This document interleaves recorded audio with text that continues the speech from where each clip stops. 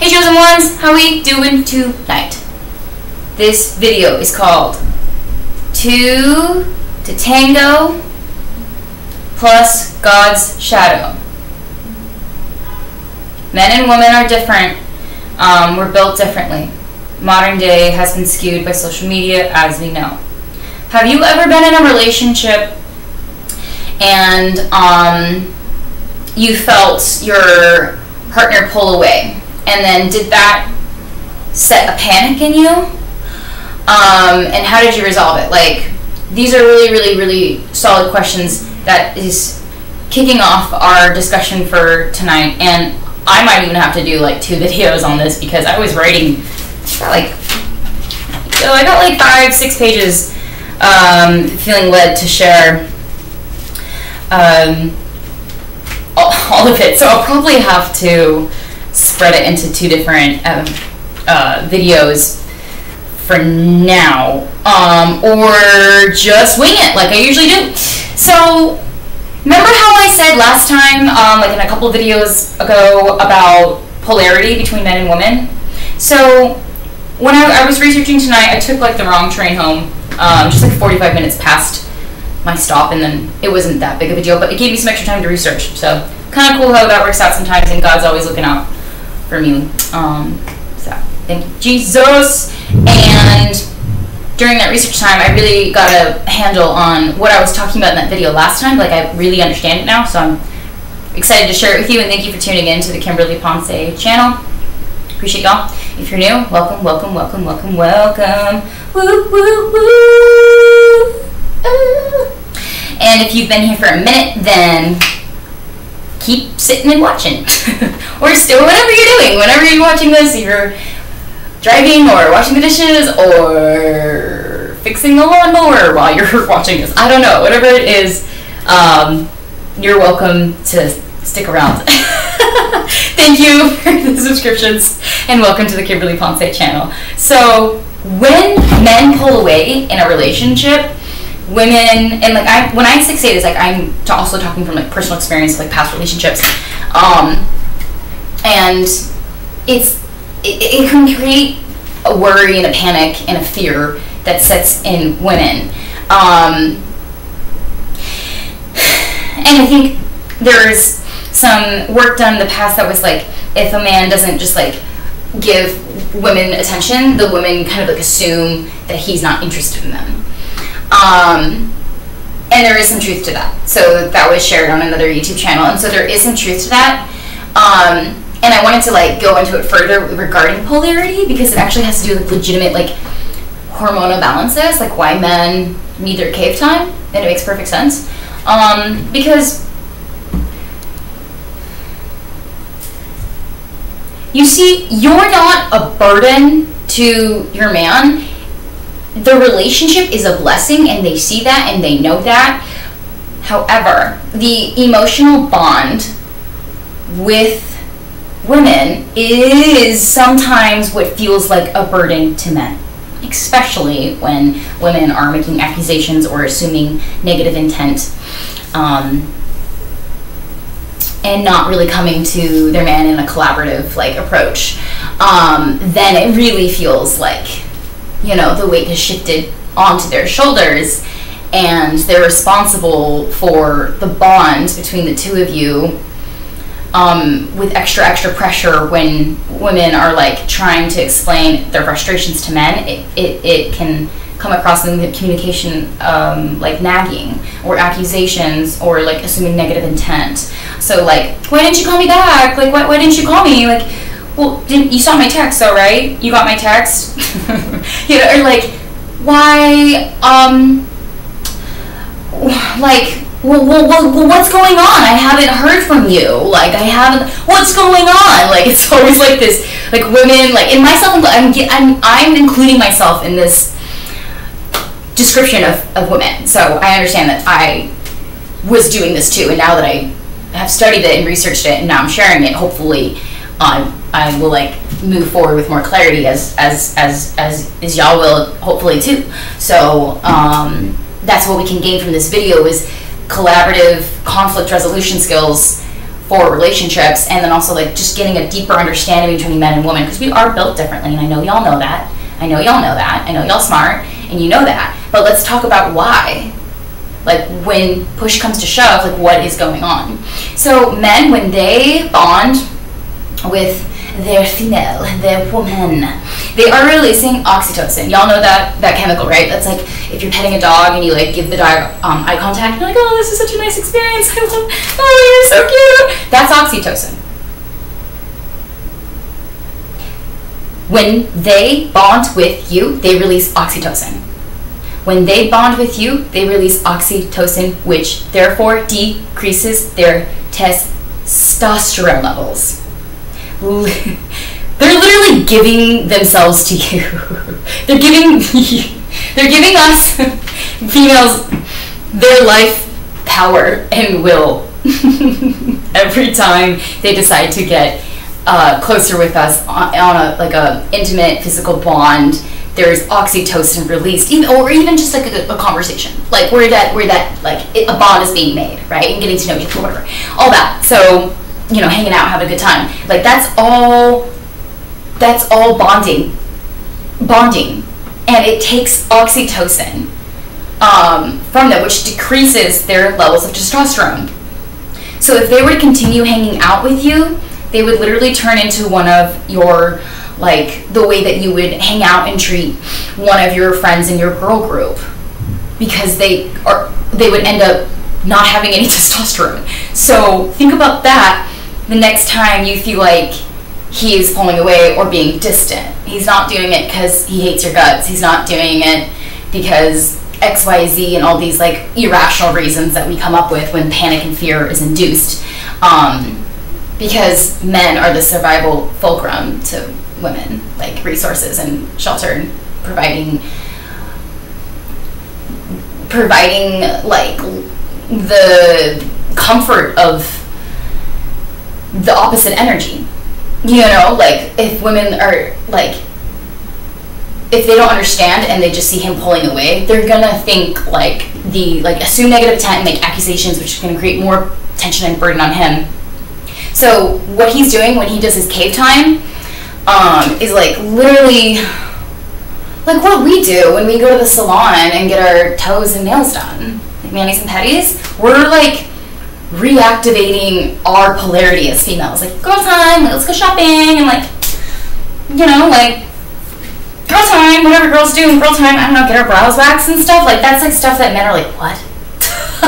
You know, but when they have their own version of that type of thing too. Actually, I remember, just really quick, I know we have a lot to get through tonight, but I got my brows waxed with my brother's girlfriend and my sister, and like all three of us were like, and he was like in the driver's seat, he's like, what are you guys doing? He didn't understand, like, he was like, you have an appointment? All three of you? he like dropped us off. He's like, whatever, yeah, go have fun. I don't get it, but so you see that.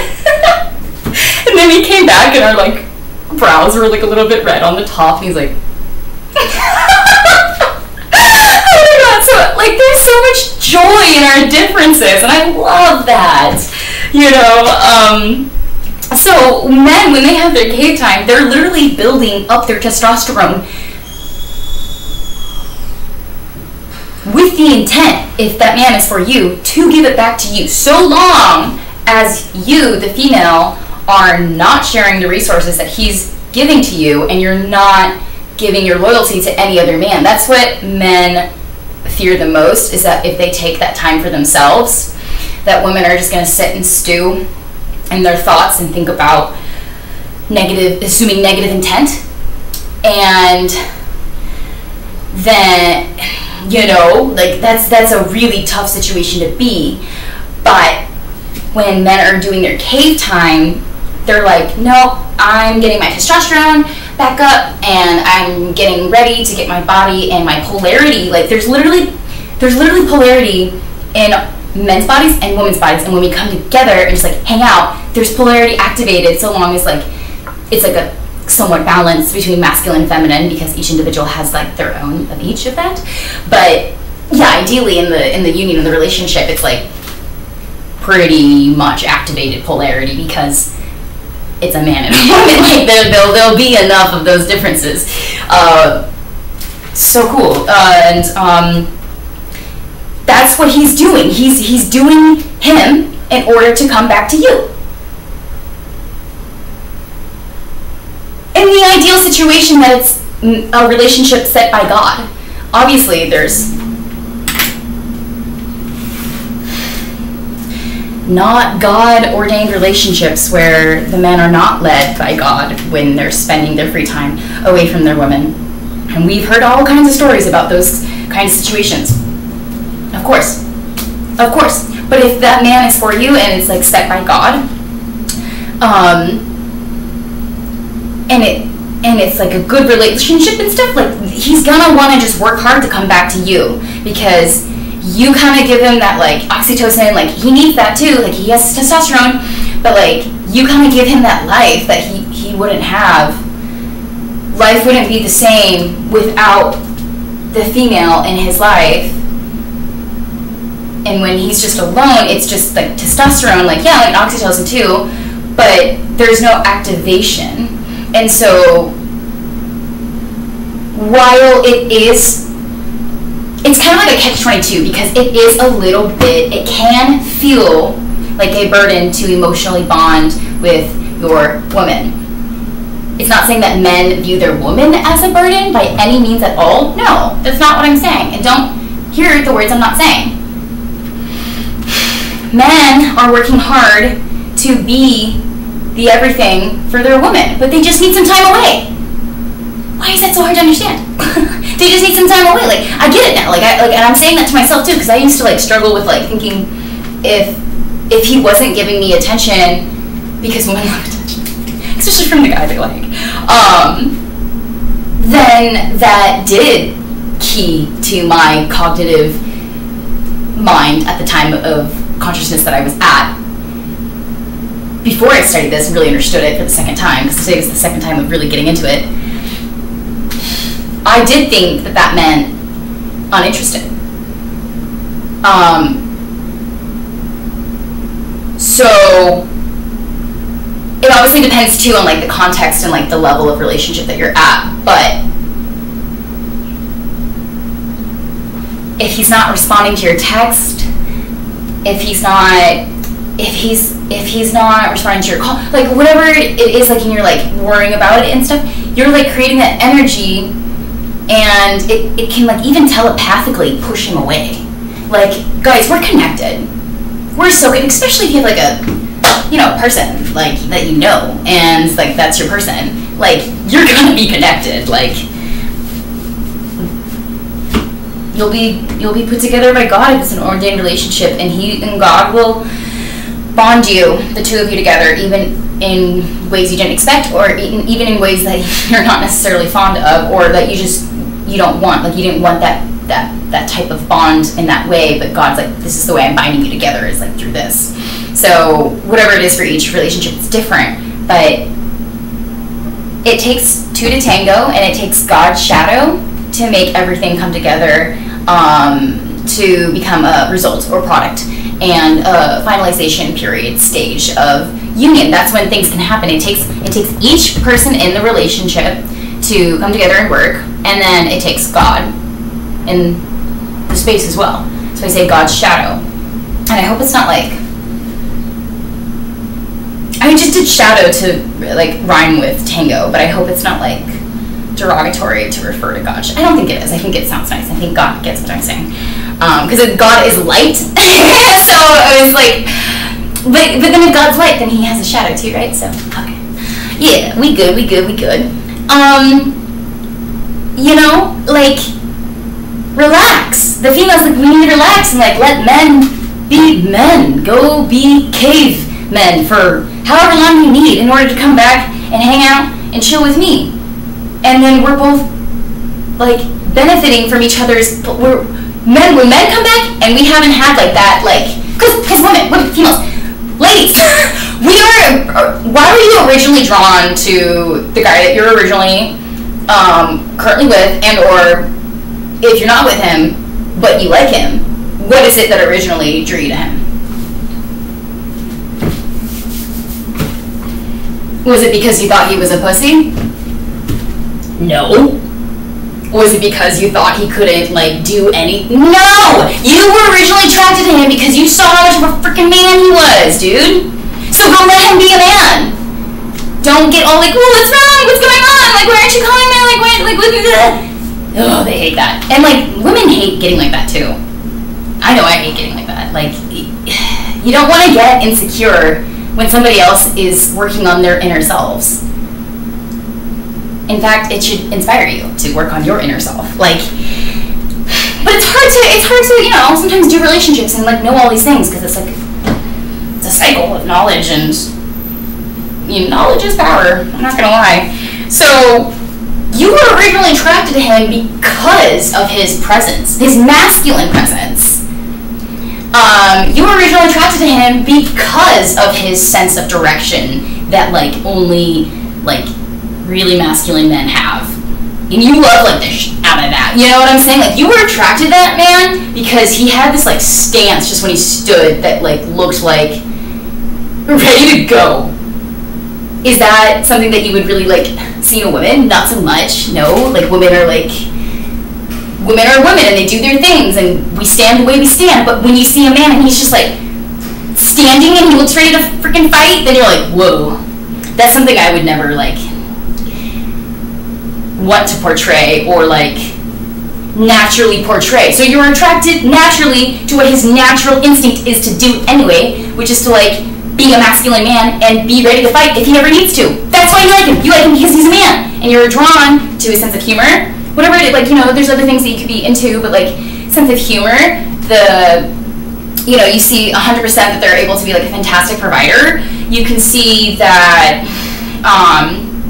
they have that presence that's masculine, and that's what you crave eventually. And when they're away, you're craving your partner, of course, and, like, their personality and their whole selves, you know, because every person is unique. But you're also craving that masculine energy when they're away.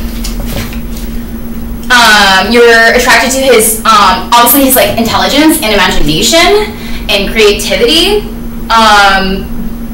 And, like, his strength. Like, you were originally attracted to this man for his masculine traits.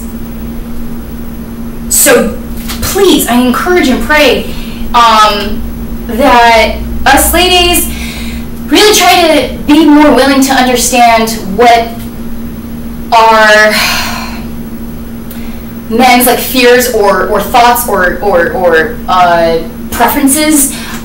Just being thoughtful for your man, like, that's something that's, like, very, like, appreciated by men. So if you can think about how you can put yourself in that space while they're away, and think about, like, in the lens of, like, what it is that they need, you'll be so much more understanding to give them that time. You're like, okay, because you know that it's going to benefit you too later when they're ready to come back and chill and hang and, like, be with you. Like, just let them have that cave time, because that's what they, like, you know, they're able to, like, sit and think and, like, not have distractions. I just try to think of it too as, like, men work like the horses with, like, blinders on, you know, like, racing, and they're focused and they finish one race at a time. Whereas, like, women, like, we're, like, you know, this is like water, like, say, like, watering plants. Like, we're like women are like the ones working in the garden, and it's natural, and you wouldn't be, like, shocked to see a woman in the garden watering plants. Why? Because women nurture. Would you be shocked to see a man come and, like, fix some, like, sunflowers that were broken, but then he fixes it with twine? No, because men are, like, fixers. They are natural problem solvers. Men literally look to solve problems. That's a trait that's a masculine trait. They look to solve problems.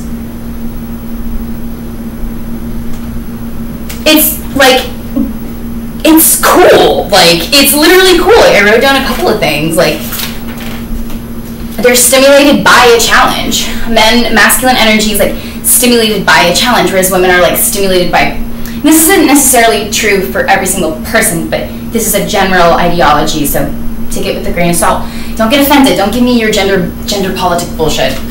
Feminine energy is more stimulated by praise. That's that intimacy, that's that love, that's that like behavior of bonding. And so, oh, like the floors look really good. You cleaned. This looks really nice. Oh, thank you. I'm stimulated by praise. I'm gonna clean again. I'm gonna clean even better next time because someone said thank you. That's huge. That's huge. We are stimulated by praise. Men are like.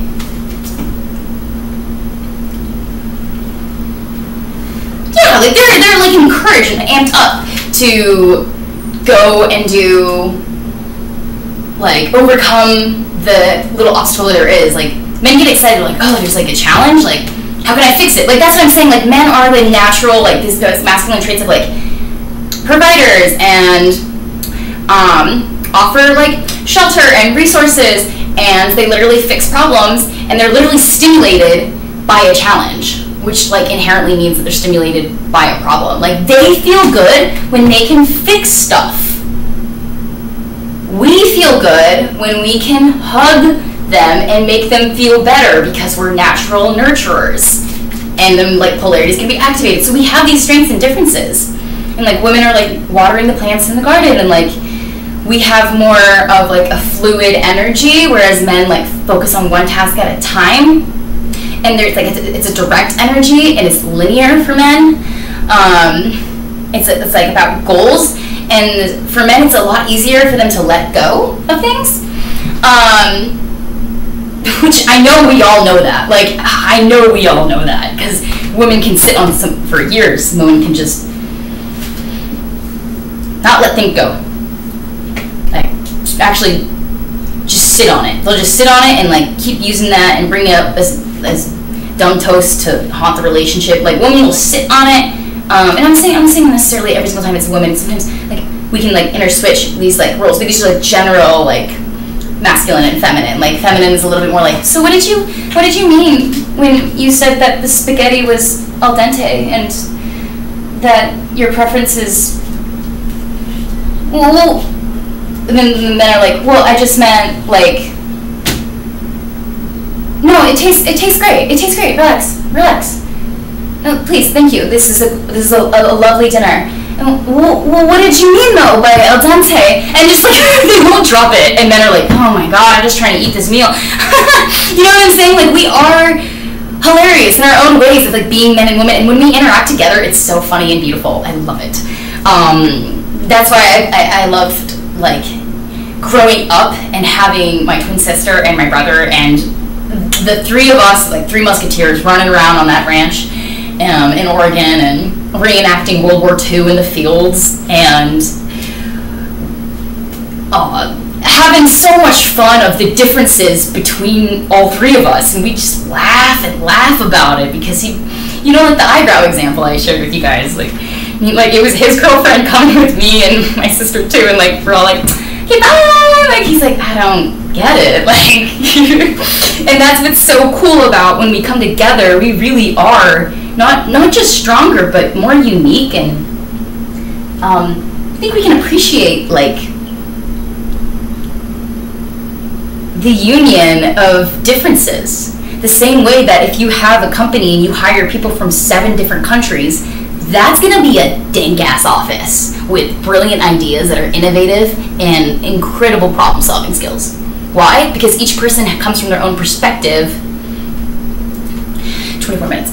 Each person comes from their own perspective, their own culture, their own upbringing, their own like ingrained socialized conditioning. Therefore, their trauma is even going to be different from another person's. Therefore, their problem solving is going to be different. Right? Like, that leads us into the subject that everybody is different.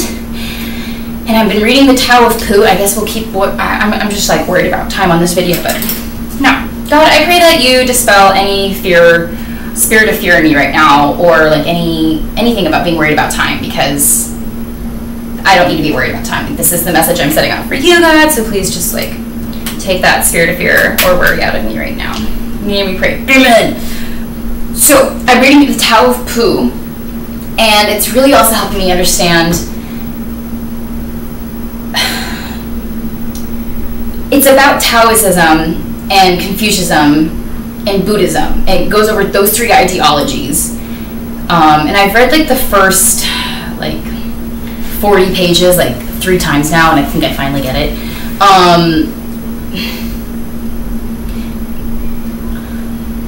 So it goes over those 3 ideologies, but basically the point I wanted to like drill home about it is that there's this conversation with Pooh and Piglet, Pooh and Piglet and Eeyore and the owl, and they're all walking around on a hot summer day, and I'm gonna get some sleep tonight because I'm like needing that. I haven't done that, but I feel good. I just don't want to push it. I was gonna go to the gym, but I can feel that my body needs to rest. But I really wanted to go to the gym, but I studied this instead, and it feels awesome. So they're hanging around this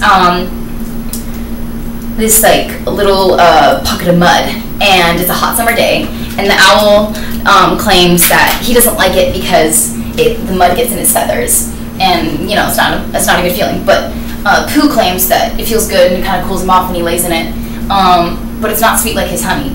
He has like his honey at home. And Piglet, I forget Piglet's exact description, but it's something of their own unique reasoning as to what they either like or dislike about the mud. And then Eeyore, I can't remember what his opinion was exactly either on it, but the point is that each and every character in that book, they have a different understanding of how the mud helps them or doesn't help them. So when we look at an old verse, like an old Taoist verse, it's the wise are not learned and the learned are not wise. I'm going to say that one more time. The wise are not learned and the learned are not wise. If that's a little dense, because it was for me at first, there's a second quote that comes in and kind of clears it up. There's like a frog that's in a well. So a well frog will not be able to entertain or even imagine the vast space of an ocean if it's always been in a well. And therefore a insect that's like a summer insect would have literally no idea of like a winter ice, like an ice cube, like an ice. It has no connection, it has no correlation to be able to make that understanding. And so sometimes in modern day life, how this can segue into creating more conflict resolution skills in our everyday lives is that we get very frustrated sometimes when the person we're talking to or in the group that we're working with, they're not seeing what we're saying. And we go, why don't you just think the way I do? Why don't you just get what I'm saying? Because everybody's different. Like, really let that sink in. Really let that sink in, because it seems simple at first. But if we take the example that's also in the Tao of Pooh, where there is a tree, and it's like another old, like Taoist, like Confucius, kind of like, you know, structure scaffold to understand that there's this tree, and you could be frustrated and say, I'm gonna complain because this tree is not giving lumber. It's not. What the heck, man? This is a tree and it's supposed to give me lumber. Well, you could complain and see the tree for that's true purpose and function alone. Or you could see that the tree has branches to rest under. You could use the trees above for sheltering. You can do a nice little stroll underneath the tree. There's all these other different factors that we could consider other than just being complaining and frustrated that the tree isn't giving the lumber. It's not good lumber, so it must be useless. So that's how we kind of come into conversation sometimes with others, maybe at work, maybe at home, where we come in with this paradigm that's fixed, and we say, hey, this tree needs to make lumber, and the other person's saying, yeah, but it can make shade, and you're like, that's useless to me. I'm saying lumber because that's what makes sense to me, because I'm me. And the other person's like, see, well, but you can stroll around underneath it, and then that is your shelter. You don't need to make the lumber out of the tree. Like, everybody's gonna pull their own reasonings and factors into it, right? And so if we can just kind of understand that every single thing has its own true function and purpose, then it actually opens up possibilities for really advantageous connections in your life. And the next time you have a conversation with somebody, consider how what they're saying might be like them making the argument for shade or strolling underneath the tree when you're saying, no, we need to make the tree into lumber. And then you'll see that where they're coming from, they have a purpose and function that they're trying to like ascertain in their mind as well. And I wrote down like a couple of like examples too. And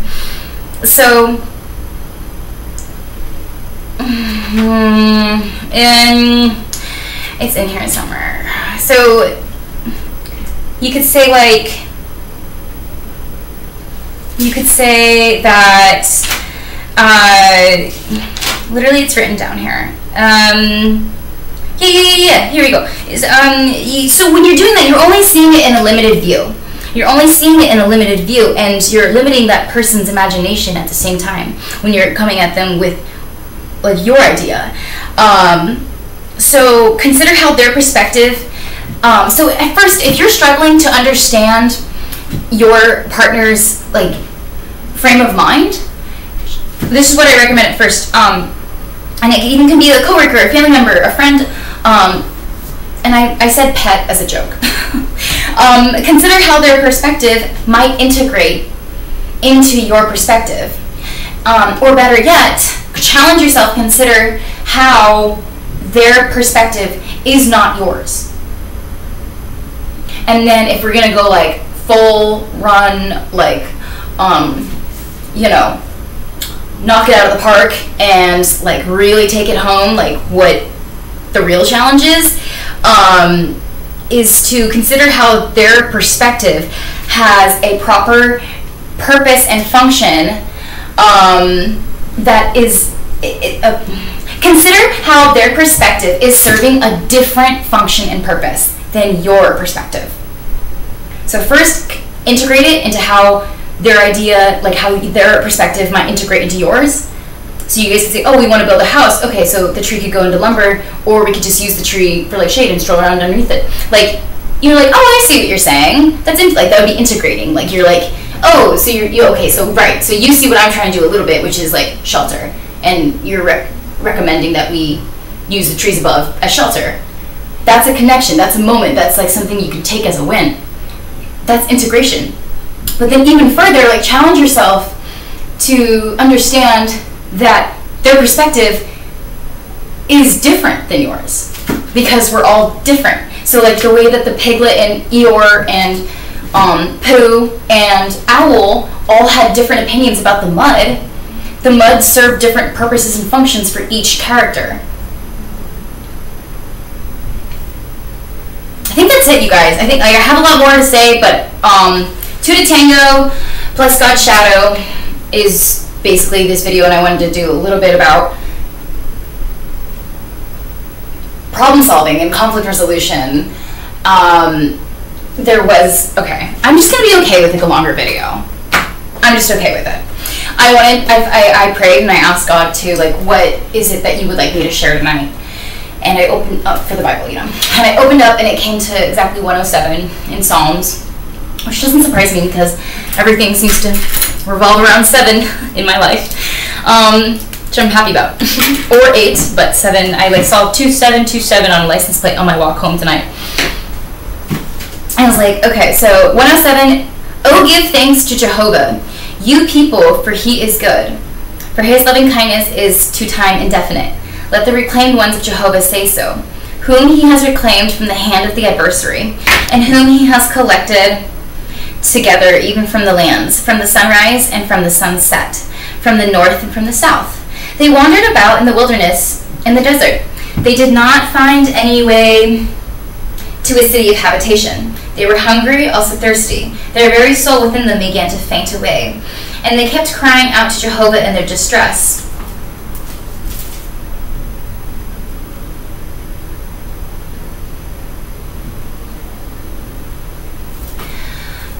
So that's the beginning, but I actually wanted to draw the most attention to like the very end of 107.